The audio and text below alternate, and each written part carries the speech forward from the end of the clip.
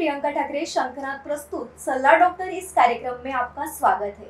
दोस्तों, आयुर्वेद में किसी भी बीमारियों का इलाज व्यक्ति की प्रकृति को ध्यान में रखकर किया जाता है।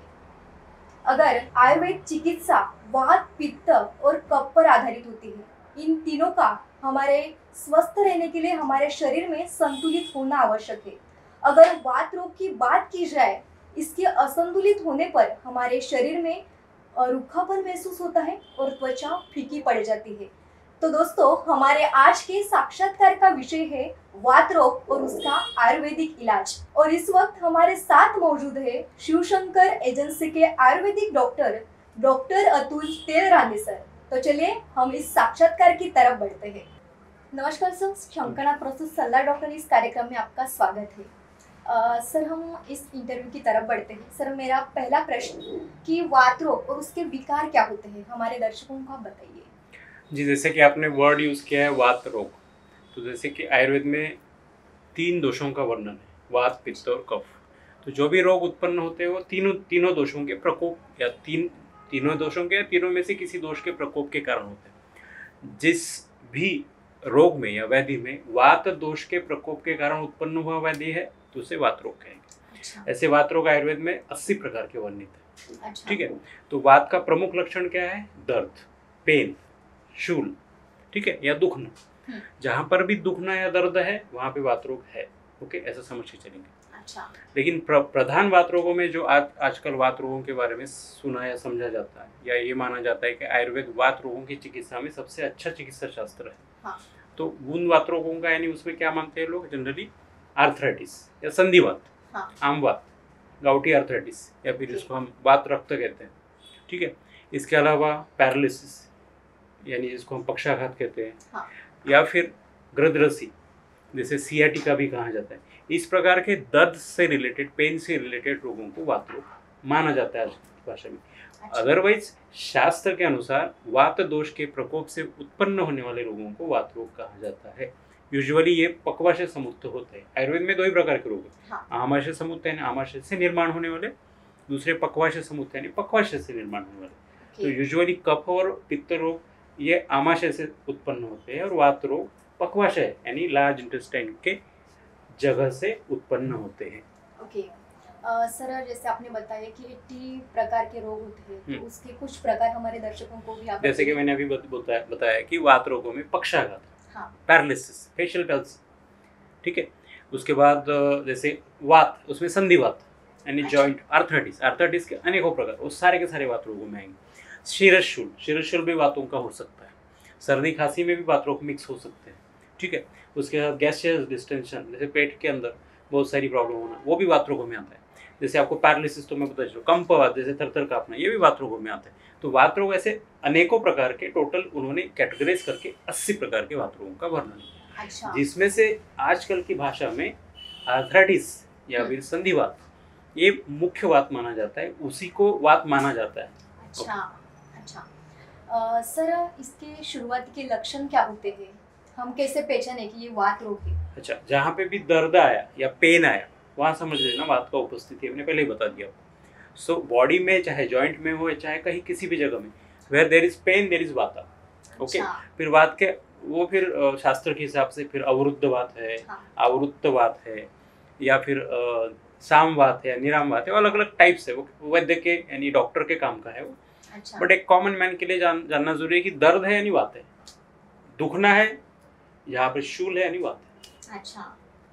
सर, हमारे दर्शकों को आप बताइए कि इस शिवशंकर एजेंसी में इस वात रोग का किस तरह से निदान होता है, किस तरह से इलाज होता है? देखिए, निदान करने की सबसे पहले तो हमारे अभी नाड़ी से निदान कर लेते हैं। पेशेंट आपको लक्षण बताएगा, उस हिसाब से हम हेतु यानी हिस्ट्री लेंगे पेशेंट की, तो हमको कारण पता चल जाता है किस कारणों से वात का प्रकोप हुआ हो सकता है या होगा।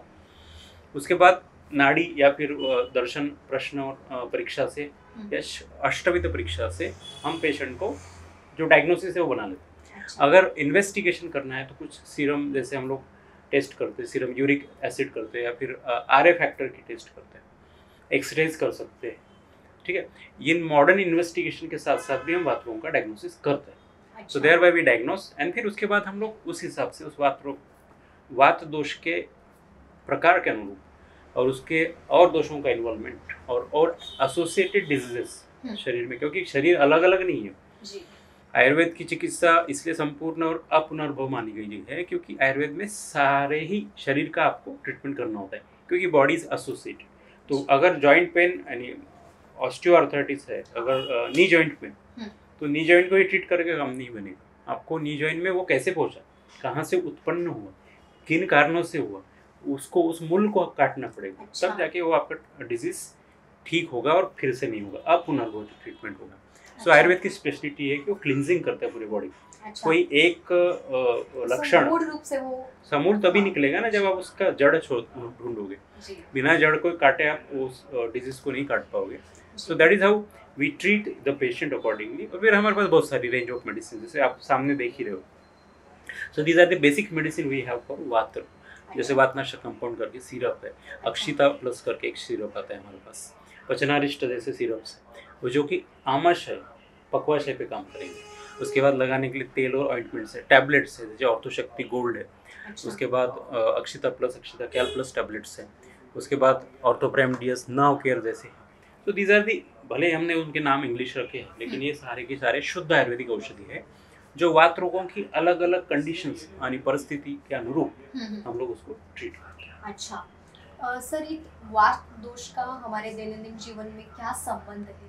देखिए, वात दोष शरीर में तीनों दोष महत्वपूर्ण होते हैं। तीनों दोषों का काम है यार वो कार्यकारी तत्व होते हैं। शरीर आपका धातुओं से बना है, कंस्ट्रक्टेड जो फॉर्म है आपकी बॉडी का वो 7 धातुओं से बना है, लेकिन उसमें काम करने वाले फंक्शनल एलिमेंट्स जिसको बोलते हैं वो दोष होते हैं। उसमें भी मूवमेंट या फिर गति क्रिया देने का काम वात दोष का होता है। ठीक है, तो शरीर में वात का प्रमाण में रहना यानी अपनी प्राकृत अवस्था में अपने प्रमाण में रहना वो अति आवश्यक है। प्रमाण में काम करेगा कोई तकलीफ नहीं रहेगा, तो वो धातुओं का काम करते हैं, शरीर को धारण करता है, स्वास्थ्य प्रदान करता है। जब भी वो अपनी लिमिट्स को क्रॉस करेगा या प्रकोपित होगा तब जाके वो परेशानी करेगा, और जहाँ जहाँ जाएगा वहाँ तकलीफ देगा। अच्छा। कुपिता नाम ही दोषा नाम शरीरे परिधावता यत्र संग खविज्ञात व्याधि तत्रोपजायते। इसका मतलब कि शरीर में जो दोष है कुपित होने के बाद यहाँ वहाँ दौड़ते हैं, लेकिन जहाँ पे भी आप उसको साइट मिल जाती है या लीजन मिल जाता है वहाँ जाके वो डिजीज कॉज करता है। अच्छा। उसी तरीके से वात का जो नॉर्मल काम है वो शरीर में गति को प्रदान करना है, शरीर की एक्टिविटीज को बढ़ाना है। अच्छा। ठीक है, वो नॉर्मल फंक्शन है। जब वो एक्टिविटीज गड़बड़ हो जाती है वो अपने लिमिट्स को क्रॉस कर लेता है, लाइन को क्रॉस कर लेता है। जैसे कोई रेलवे गाड़ी अपनी लाइन में चल रही है तो कितनी भी 100-200 की स्पीड से चल के भी किसी को कोई हार्म न करते हुए जाएगी, लेकिन डिरेल होगी तो क्या करेगी, वो कॉम्प्लिकेशन क्रिएट करेगी, एक्सीडेंट क्रिएट करेगी। उसी प्रकार से बात करें जी। सर हमें बताइए कि हमारी रोग प्रतिकार शक्ति किस प्रकार की होनी चाहिए? देखिए, रोग प्रतिकारक शक्ति का मतलब होता है इम्यूनिटी पावर। जी। आयुर्वेद में उसका वर्णन अलग अलग तरीके पे। अब जैसे इम्यूनिटी पावर इन शॉर्ट समझ लीजिए कि आपके शरीर में जो होम्योस्टेसिस यानी शरीर को मेंटेन करने की, शरीर को स्टेबल रखने की एबिलिटी, उसको हम होम्योस्टेसिस कहते हैं। तो शरीर में जैसे 7 धातु है, 3 दोष है, 3 मल है, इनसे शरीर बना हुआ है। तो अपनी अपनी जगह पे अगर व्यवस्थित काम कर रहे हैं, किसी का किसी के साथ झगड़ा नहीं, ऑब्स्ट्रक्शन नहीं, अपने अपने पाथ में ठीक से चल रहे हैं, जैसे रेलवे गाड़ी चलती है तो there will be no accident, no pain, nothing. लेकिन जब भी ये इधर उधर भटकना शुरू कर देते हैं तब जाके there will be a problem. अब इसको स्टेबलाइज रखने के लिए जो बॉडी में सिस्टम, वो सिस्टम जिससे काम करेगा, वो सिस्टम कितना कॉम्पेटिबल है उसको हम इम्यूनिटी बोलते हैं। सिंपल, इम्यूनिटी का मतलब कि सिस्टम शुड बी कॉम्पेटिबल। अब सिस्टम कॉम्पेटिबल होने के बाद भी कभी कभी इधर की गाड़ी उधर चली जाती है, उसके बावजूद उसको सीधा करके फिर उसको मैनेज करने की जो सिस्टम है उसको होम्योस्टेसिस कहते हैं, उससे हम इम्यूनिटी कहते हैं। ओके, तो धातुगत इम्यूनिटी होती है। ओके, धातुओं की अपनी अपनी इम्यूनिटी। फॉर एग्जांपल, अगर आपके जॉइंट्स और मसल्स काफ़ी स्ट्रांग है और आपने कितना भी वात बढ़ाने वाला आहार खा भी लिया तो भी आपको पेन नहीं होगा, क्योंकि वात बढ़ जाएगा लेकिन वहाँ पे लीजन या खवैग्यूनी नहीं है। फिर बॉडी क्या करेगी, वात को अपने स्टेबलाइज करने की कोशिश करेगी। शरीर हमेशा अपने आप को रिपेयर करने की कोशिश करता है।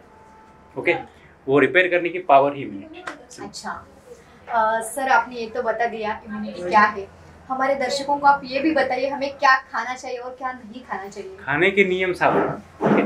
खाना है ना, दिन में खाना चाहिए, दिन का खाना हैवी होना चाहिए, शाम को खाना आप लाइटली लीजिए। खाना त्रिविध कुक्षीय होना चाहिए। 3 खाने का वो एक वॉल्यूम कि आपका जो आमाशय है उसको 3 हिस्सों में आप डिवाइड कर दीजिए। आधा हिस्सा सॉलिड फूड खाइए, बचा आधा हिस्से को 2 हिस्से में डिवाइड कर दीजिए, यानी 1/4 लिक्विड डाइट होना चाहिए, और जो बचा हुआ 1/4 है उसको आप एम्प्टी छोड़ दीजिए, सो दैट डाइजेशन प्रॉपर हो। अच्छा। खाना षड्विध रस का होना चाहिए। षड्विध रस का मतलब उसमें भी लवण रस, तीखा और कटु रस, यानी तीखा, कड़वा और खट्टा। अच्छा। और जिसको लवण यानी सॉल्टी, वो चीज़ काफ़ी लिमिट में होनी चाहिए। अच्छा। ठीक है, उसका एक लिमिट सेट है। मधुर भी लिमिट में ही खाना चाहिए। तो छह रसों का carbohydrate, protein, fats, mineral, salts, water, ये सारे जो फूड न्यूट्रिएंट्स हैं उन सबका बराबर इन्वॉल्वमेंट होने के बाद जो बैलेंस डाइट आपके पास होगा वो आपको खाना चाहिए। अच्छा। ऐसा खाने का नियम, खाना खाइए, खाने के टाइम पे खाइए, जब आपको भूख लगती है तब खाइए, खासकर सूर्य जब चढ़ा होता है तब 2 टाइम का खाना खाइए, रात से पहले खाइए। और त्रिविध भोजन है, ऐसे डाइजेशन प्रॉपर होगा। ऐसा खाना खाते रहेंगे तो सब अपनी जगह सही काम करते हैं, उनको न्यूट्रिशन भी मिलेगा, डाइजेशन भी होगा, कोई मैल भी या मल शरीर में जमा नहीं होगा जो जाके डिजीज कॉज करेगा। अच्छा सर, हमारे दर्शकों को ये भी बताइए कि हमारी लाइफस्टाइल कैसी होनी चाहिए? हाँ, लाइफस्टाइल जैसे कि बताइए, lifestyle should be natural. Okay. सूर्योदय के समय उठ जाना, उससे पहले उठ जाना चाहिए, और सूर्यास्त के बाद जितना जल्दी हो सके सो जाना चाहिए। लेकिन आजकल सब उल्टा है। हाँ। इसलिए प्रॉब्लम है। रात्रि जागरण या फिर ठीक से टाइमली खाना नहीं है, एग्जर्शन बहुत है, दौड़ भाग खूब है। इस चक्कर में शरीर का जो सर्कैडियन रिदम है, जिसको बायोलॉजिकल क्लॉक, वो डिस्टर्ब हो जाती है। अब शरीर उसको मैनेज करने की कोशिश जरूर करता है ना। आज आपने अपत्य सेवन कर लिया, आज आपने गड़बड़ कर दी सिस्टम में या फिर आपके शेड्यूल में, तो कल आप डिजीज नहीं होंगे, कल आपको रोग होंगे, ऐसा नहीं है। वो शरीर एडजस्ट करने की कोशिश करता है, लेकिन कंसिस्टेंट ये चीज होती रहेगी तो the system will collapse and there will be a disease. तो जो आप बोल रहे हो कि routine should be followed, timely खाना, टाइमली आपके एक्टिविटीज, एक्सरसाइजेस एंड उन सब चीज़ों को, टाइमली उठना, टाइमली सोना, ये जो नियम है स्वस्थ ऋतु के और दिनचर्या ऋतुचर्या का फॉलो करना, आपके एज के हिसाब से आपके अलग अलग एक्टिविटीज होना, थोड़ा सा मेंटल हेल्थ का भी ख्याल रखना चाहिए, और कोई भी रस का आहार अधिक नहीं करना चाहिए। जैसे वात रोगों के लिए रुक्ष, लघु, शीत, जैसे चिल्ड पानी पी रहे हो, हाँ। या फिर कोई प्रोडक्ट आप फ्रिज में ठूस देते हो, बाद में उसको यूज करते हो, वो भी वात का कारण। अच्छा। तो वात के तत्व रुक्ष, लघु, शीत, सूक्ष्म, चलो अनिल, रुक्ष, लघु, शीत, खर, सूक्ष्म, चल, ये जो 6-7 गुण है वात के, वो बढ़ाने वाले आहार का सेवन करोगे वात बढ़ेगा and they may be a disease. Okay, तो हमारे दर्शकों को आप क्या संदेश देना चाहेंगे सर? संदेश ये देना चाहूँगा कि वात रोगों से डरने की ज़रूरत नहीं है। अगर आपको आर्थराइटिस है, आर्थराइटिस का कोई खास एज नहीं है। पहले लेटर एजेस में होता था, मिडिल एज के बाद, आजकल वो यंग एज में भी मिलता है। तो अगर आपको इस प्रकार का कोई भी लक्षण है तो आप कंसल्ट कीजिए डॉक्टर से। हम लोग क्या करते हैं कि हेतु यानी किन कारणों से, पॉजिटिव फैक्टर्स से ये सब हुआ है, उसको हम ढूंढ के निकाल के पेशेंट को एडवाइस देते हैं, उसको काउंसलिंग करते हैं, उसको मेडिसिन देते हैं, और उसको पथ्य का भी ज्ञान देते हैं। सो जो मैंने बोला अब तक, वो लाइफस्टाइल को आपको मैनेज करना। अपने लाइफस्टाइल डिसऑर्डर के तौर पे आपको आर्थराइटिस नहीं होना चाहिए। आपकी लाइफस्टाइल एकदम नेचुरल होनी चाहिए according to the circadian rhythm, तो आपको कोई प्रॉब्लम नहीं होगी। अगर ऐसी प्रॉब्लम आती है, you can consult us, will guide you accordingly. Sir, बहुत ही अच्छी जानकारी आपने वात रोग के बारे में हमारे दर्शकों को दी। आप सलाह डॉक्टर इस कार्यक्रम में आपका बहुत बहुत शुक्रिया। तो चलिए दोस्तों, फिर मिलते हैं एक नए विषय के साथ। तब तक देखते रहिए शंखनाद न्यूज नागपुर।